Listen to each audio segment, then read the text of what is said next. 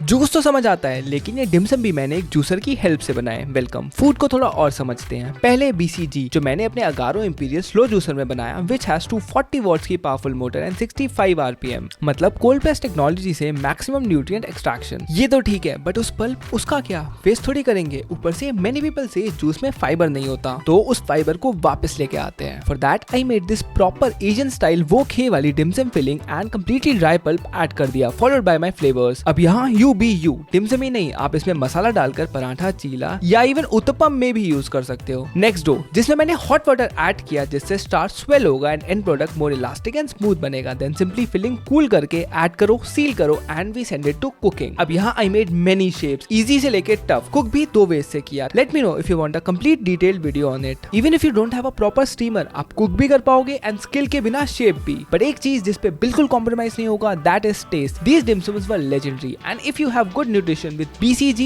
fiber and other essential nutrients with these dimsums, you will have a complete meal. Let me know your thoughts and see you in the next one.